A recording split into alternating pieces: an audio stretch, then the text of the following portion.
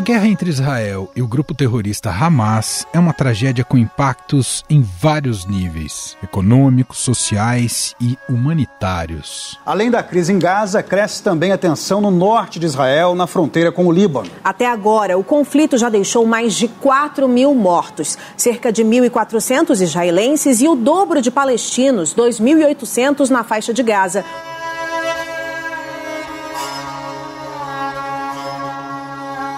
Mas não bastasse isso, há toda uma espiral de ódio que ganha força nas ruas e nas redes, em especial o antissemitismo.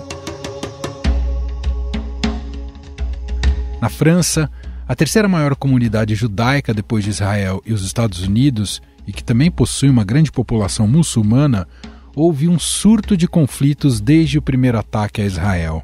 O ministro do Interior francês, Gérald Darmanin, afirmou que houve 189 ameaças e 65 detenções por comentários ou atos antissemitas nesse período.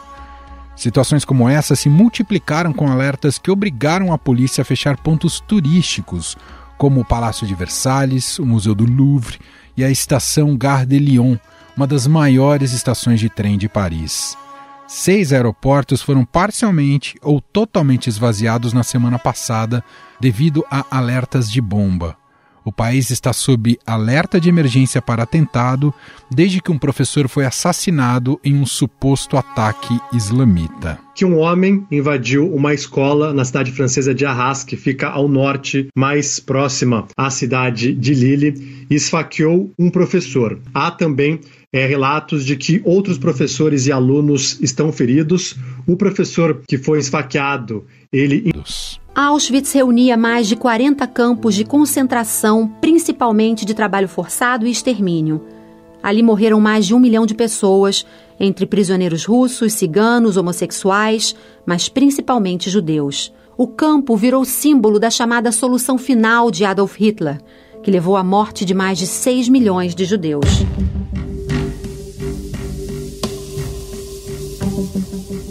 Menos de 80 anos depois do genocídio judeu, se iniciam novas ondas de violência contra as comunidades judias.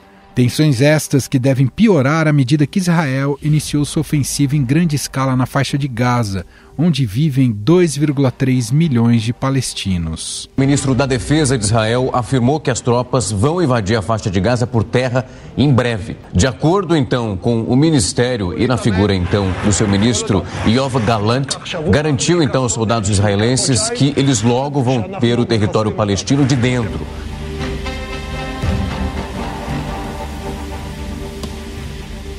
No Brasil, a Federação Israelita do Estado do Rio de Janeiro registrou 87 relatos de crimes de racismo e xenofobia contra a comunidade judaica depois do início da guerra. Antes do mês de outubro, a média era de 3,5 casos por mês. Após a passeata a favor de Israel, realizada em Copacabana, no Rio, foi encontrado na Praça Nossa Senhora da Paz, em Ipanema, um cartaz com a frase "Judeu, câncer do mundo".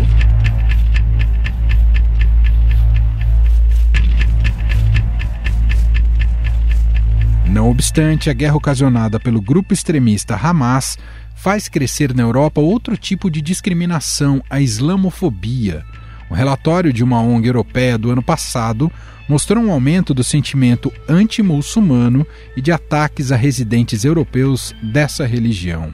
Um estudo realizado por uma fundação ligada ao Vaticano em 196 países revelou que em 62 deles a liberdade religiosa é violada constantemente. Uma região onde vivem cerca de 5 bilhões de pessoas, o que representa 2/3 da população mundial. O documento também denunciou a distinção dos países europeus para refugiados. Enquanto houve recepção aos ucranianos após a guerra, quando se trata de refugiados de conflito do Oriente Médio e continente africano, há bloqueios e entraves.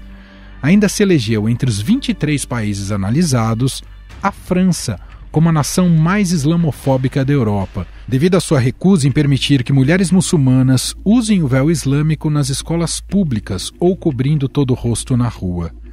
As atletas francesas não poderão também utilizar o hijab durante as Olimpíadas de Paris. Escritório de Direitos Humanos da ONU se manifestou sobre essa decisão que foi anunciada pela ministra dos Esportes da França no domingo, dizendo então que as atletas francesas não vão poder usar o hijab, que é aquele véu islâmico. O que ela disse exatamente foi que as mulheres que ninguém deveria impor a uma mulher o que ela precisa vestir ou não vestir. Quem disse isso foi a Maria Hurtado, que é a responsável pelo Escritório de Direitos Humanos da ONU. Ela disse também que as restrições às expressões de religiões, como, por exemplo, a escolha do vestuário, só são aceitáveis em circunstâncias que abordem preocupações legítimas de segurança.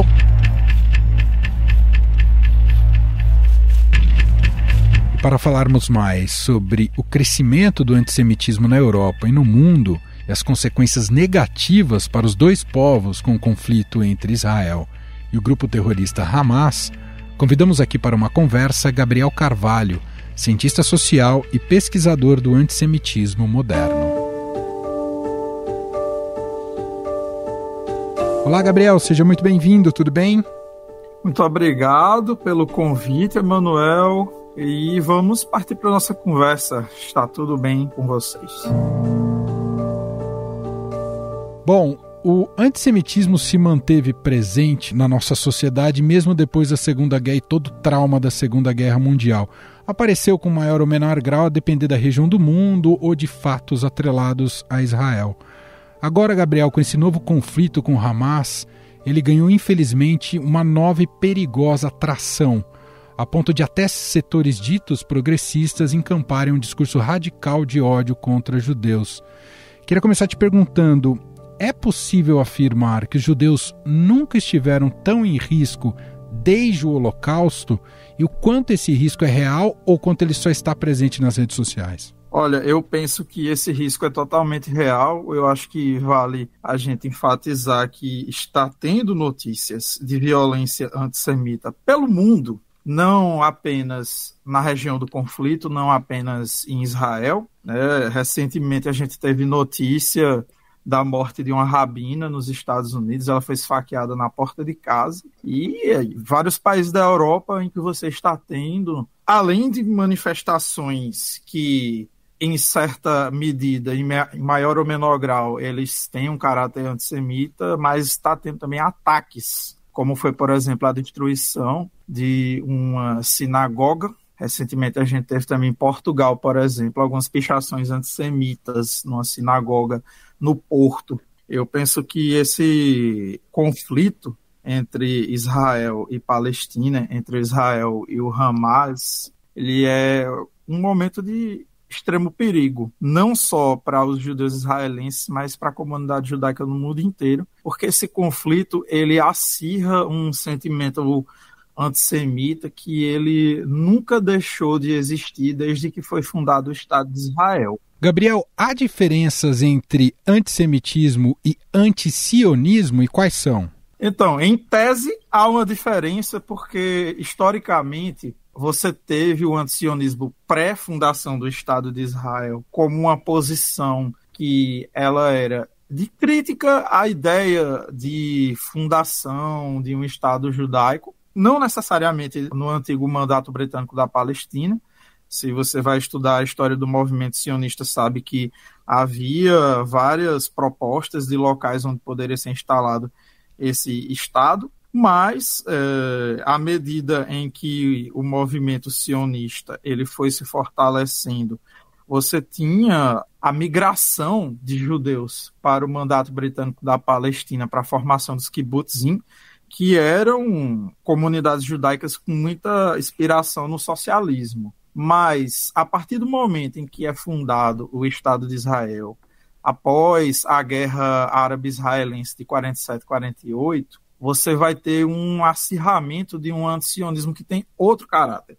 Porque se antes você tinha uma crítica que se baseava ou na ideia de que não, que os judeus têm que se assimilar, como você tinha principalmente vindo dos judeus da Europa Ocidental, ou dos judeus da Europa Oriental, que tinham uma ideia de nacionalismo mais diaspórico, né, de formação de comunidades judaicas, de territórios autônomos judaicos nos países em que esses judeus viviam, você tinha também um antisionismo mais como uma ideia de internacionalismo vindo da esquerda, que defendia que não, que a gente não deve focar no nacionalismo, mas num internacionalismo proletário, digamos assim, né, e que os judeus não deveriam lutar por um Estado nacional, mas, na verdade, se colocar como parte de uma luta internacional, socialista, pela Revolução Mundial. Mas, a partir do momento em que você tem a guerra de 47-48, que, vale dizer, vale lembrar, na época em que Israel lutou contra os países árabes para tomar o território onde hoje está Israel, quem armou o exército israelense foram os soviéticos, em especial a República Socialista da Tchecoslováquia. Após a Guerra dos 6 Dias, há um rompimento da União Soviética com os israelenses. E a partir desse momento, você vai ter um giro ideológico de, se antes você tinha essa defesa da criação do Estado de Israel, inclusive pela União Soviética, a partir desse momento a União Soviética faz um giro para o nacionalismo árabe e então se torna hegemônico na esquerda, principalmente na esquerda revolucionária e socialista, uma ideia do antisionismo como uma posição quase que sine qua non. A maior parte dos pais fundadores de Israel eram de esquerda. É claro que isso vai se fragmentar e a direita vai se tornar hegemônica, especialmente depois da Guerra de Yom Kippur. Distinção entre antisionismo e antissemitismo, ela fica borrada, sabe, Emanuel? Por quê? O que é que acontece? Historicamente, você tem um antissemitismo estrutural, especialmente na história da Europa, onde foi originado a ideologia socialista. Não é? E desde as suas origens, há um certo grau, em maior ou menor medida, de antissemitismo no pensamento socialista. Isso não quer dizer que o socialismo é, por natureza, antissemita. É que essa forma de antissemitismo dentro da esquerda, ela tem um caráter muito mais pernicioso, porque ele se traveste de uma forma romântica, reacionária de anticapitalismo. Quando a Europa ela passa pela Revolução Industrial e a consolidação do capitalismo, aquele antissemitismo europeu clássico, cristão, que era mais voltado para um antijudaísmo, digamos assim, ele vai manifestar uma forma de transposição mecânica do ódio contra os judeus a partir do momento que esses judeus, com as revoluções burguesas, estão ganhando direitos de cidadania e direitos políticos e estão se tornando uma comunidade florescente, especialmente no comércio, na intelectualidade, e vão se tornando pessoas que, tendo uma certa prosperidade econômica e uma relevância social e cultural em meios ditos progressistas, cosmopolitas e tudo mais, essas pessoas que estavam ressentidas com os efeitos da Revolução Industrial passaram a projetar nos judeus, porque já existia uma ideia dos judeus como bode expiatório de tudo de ruim que acontecia na Europa, mas uma projeção nos judeus pela criação do capitalismo. Ou foi só esse povo ganhar o mesmo estatuto de cidadão que nós temos, que tudo foi para o vinagre, né? Tudo deu errado. Sim. Você tem até hoje uma instância de projeção sobre os judeus, tanto de um certo obscurantismo, quanto uma certa fetichização que faz com que muitas pessoas dentro da esquerda projetem nos judeus características do capitalismo ou responsabilidade por várias das questões mais nefastas e mais abstratas do capitalismo, né? Conspiradores, como se eles sempre fossem os títeres por trás das cortinas manipulando os fantoches do capitalismo. Então, assim, quer dizer, o antissemitismo, ele está da direita à esquerda. E não é só da extrema-direita à extrema-esquerda. Está, inclusive, dentro do espectro moderado. E agora, com esse conflito em Israel, as pessoas estão achando um trampolim para poder propagar falas antissemitas. E Claro, no Brasil há toda uma sobreposição e camadas de todo tipo de preconceito, né? Todos eles repugnantes. Mas me parece, mas eu quero te ouvir, muita gente não entende que do ponto de vista legal, poucos lembram que o antissemitismo é crime também, não é, Gabriel? Sim, como em várias das formas de racismo que existem aqui no Brasil, contra negros, contra indígenas, principalmente, haja visto aí o caso dos Yanomamis, haja visto o caso do genocídio do povo negro no Brasil, e também contra outros povos que migraram para cá, como casos de islamofobia. O racismo ele é um crime muito pouco levado a sério no Brasil, né? Exato. E não seria diferente com o antissemitismo. Mas aí é que tá, né? Aí se manifesta também esse antissemitismo do bem, falando aqui ironicamente, claro, de que quando um caso de antissemitismo, lá uma vez, raramente, tem consequências punitivas, né? As pessoas falam, tá vendo aí, ó, só porque foi com um judeu, aí é que aconteceu, tá vendo? Ó, porque mexeu com os poderosos, pipipipopopó. Isso também é uma fala antissemita. Né? Ou seja, até quando a gente tem a nossa voz ouvida e dizer, ei, essa pessoa está sendo antissemita, eles vão dizer, realmente essa pessoa foi antissemita, vamos responsabilizá-la criminalmente por isso, ao invés de dizer, nossa, que bom que esse caso de racismo foi levado a sério e essa pessoa está sendo punida, as pessoas dizem, tá vendo? Ó, é porque foi com o judeu. Mas se não tivesse sido com o judeu, aí não teria sido punido. Quer dizer, né, até quando a gente está conseguindo algum tipo de responsabilização pelos crimes que são cometidos contra a gente é hostilizado. Ô Gabriel, o quanto o antissemitismo cresceu também no Brasil ao longo das últimas décadas? Olha, bastante, viu, Emanuel? A nossa saudosa pesquisadora Adriana Dias, ela faz um trabalho assim magnífico e imprescindível de mapear a formação de células neonazistas no Brasil. Hoje eu acho que quem está encampando muito bem essa luta com a gente é a pesquisadora Letícia Oliveira, né, que ela é jornalista e ela também fica monitorando grupos de extrema-direita, em geral, não só antissemitas, mas é porque o antissemitismo ele é um sine qua non de movimentos extremistas, né? Principalmente esses que ficam aí nas profundezas da internet. Mas a Adriana, ela mapeou um crescimento de 270% em 3 anos. Essa pesquisa dela foi feita no início de 2022, quer dizer, esse dado foi lançado no início de 2022. Então, provavelmente, pode ser um crescimento maior ainda. Mas veja como, desde do início do governo Bolsonaro, como está demonstrado pelo corte temporal que ela coloca aí, né, os últimos 3 anos desde 2022, ou seja, desde 2019, você teve um crescimento de quase o triplo de células neonazistas, né? O discurso extremista do Bolsonaro ele acabou tornando aceitável na sociedade a difusão de discursos extremistas, mas também fez com que essas pessoas se sentissem confortáveis para sair do bueiro, né?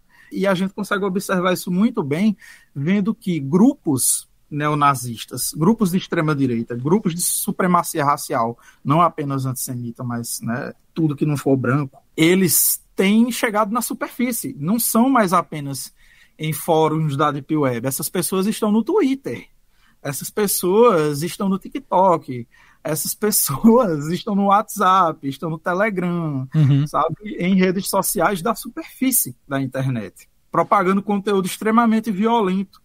Ô Gabriel, eu sei que não é o seu foco central de pesquisa e estudo, mas acho que é importante colher um comentário seu sobre isso também. Nesse momento de guerra, está crescendo também a islamofobia e tem uma raiz semelhante ou não? Totalmente. Inclusive, esse pesquisador que eu mencionei para vocês, o meu Postone, historiador já falecido, mas é extremamente interessante, prescindível a obra dele, mas ele fala na obra dele sobre um antissemitismo estrutural, esse antissemitismo estrutural, que é essa visão conspiracionista a respeito da sociedade capitalista, que procura bodes expiatórios para as desgraças que acontecem na nossa sociedade, né? Ele acaba se generalizando e vai para além dos judeus. Quer dizer, a lógica de apontar um bode expiatório e defender soluções exterministas, ela acaba sendo projetada sobre outros grupos sociais, sobre LGBTs, sobre povos indígenas, sobre quilombolas, sobre negros, né, sobre as mulheres e por aí vai.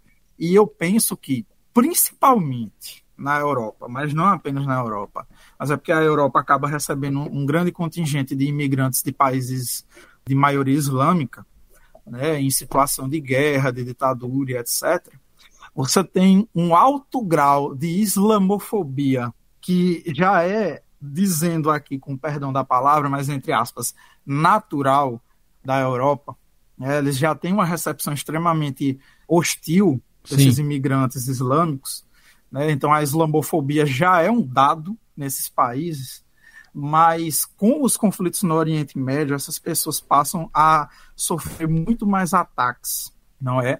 Porque assim como os judeus se tornam alvos pelo que o governo de Israel faz contra os palestinos, as pessoas muçulmanas, elas são alvo de violência islamofóbica, porque elas são coletivamente responsabilizadas pelas ações terroristas do Hamas, da Jihad Islâmica, do Hezbollah, entre outras organizações extremistas. As pessoas usam esse terrorismo de além-mar como uma justificativa para cometer violência islamofóbica nos seus países e defender a expulsão dessas pessoas, defender a violência contra essas pessoas nos seus territórios. E é muito semelhante, essas pessoas muçulmanas, melhor dizendo, elas são vistas da mesma forma, claro, sem alguns dos tropos, como, por exemplo, de poder financeiro, mas eles são recebidos com muitos dos clichês conspiratórios que são comuns do antissemitismo, né? Que é de ver esses povos como invasores, bárbaros, destruidores da cultura ocidental, como sendo colonizadores que estão vindo para tomar esses países, né, que vão vir e vão substituir a população, né? Tem a teoria bastante prevalente na supremacia branca, que é essa da grande substituição, e ela é utilizada contra pessoas negras, contra pessoas islâmicas, contra pessoas judias e etc., né? Então, assim, eu penso que sim, que é totalmente uma dinâmica muito parecida. Se, por um lado, para os judeus é essa visão conspiratória do poder mundial conspiratório e traiçoeiro, dos islâmicos é o poder bárbaro, invasor, destruidor de culturas. Sim.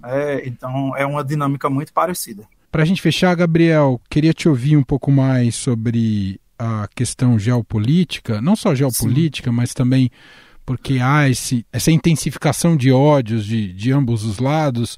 Você acredita ser possível estabelecer caminhos para a paz ali na região? Olha, eu penso que sim, embora as atitudes que estão sendo tomadas trabalhem no sentido oposto, né? Recentemente a gente teve uma proposta pelo governo brasileiro na ONU do cessar-fogo, que foi vetado pelos Estados Unidos.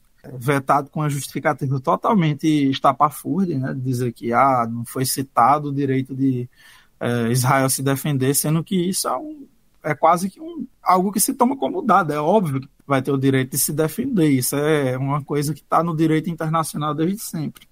O único jeito de não estimular esse conflito, né, para desescalar esse conflito, de arrefecer o conflito, era um cessar-fogo, né?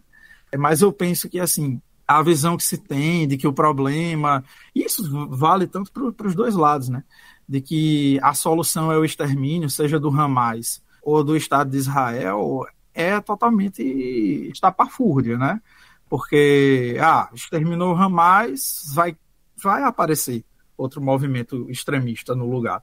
Eu penso que há um caminho para a paz, mas que é necessário cessar fogo, é necessário dar ajuda internacional para as vítimas desse conflito, é preciso abrir os corredores humanitários para que as pessoas possam receber os refugiados em seus países, é preciso que haja sucesso do povo israelense na sua luta contra o reacionarismo do governo de Israel, é preciso que haja sucesso do povo palestino para que se tenha soluções positivas, né, para que eles consigam conquistar o seu objetivo de construção de um Estado palestino, porque que eu não creio que vai ser conseguido através do terrorismo do Hamas, que, na verdade, existe numa espécie de simbiose com a extrema-direita israelense, que só existe não para garantir o futuro que o povo palestino precisa, que só existe, na verdade, para viver nessa simbiose com o governo de extrema-direita, sempre acirrando esse conflito, que vai levar, na verdade, para uma solução exterminista, não para uma solução pacífica. Muito bem, nós ouvimos aqui Gabriel Carvalho, cientista social, pesquisador do antissemitismo moderno, apresentador e editor do podcast OntoCast, gentilmente aqui atendendo a nossa reportagem. Obrigado pelo papo, viu, Gabriel? Eu que agradeço o convite.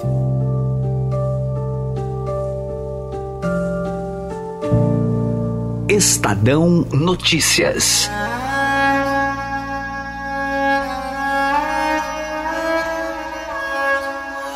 E este foi o Estadão Notícias de hoje, terça-feira, 24 de outubro de 2023. A apresentação foi minha, Emanuel Bonfim. Na produção, edição e roteiro, Jefferson Perleberg, Adriele Farias e Gabriela Forte. A montagem é de Moacir Biasi. E o nosso e-mail, podcast@estadão.com. Um abraço para você. E até mais.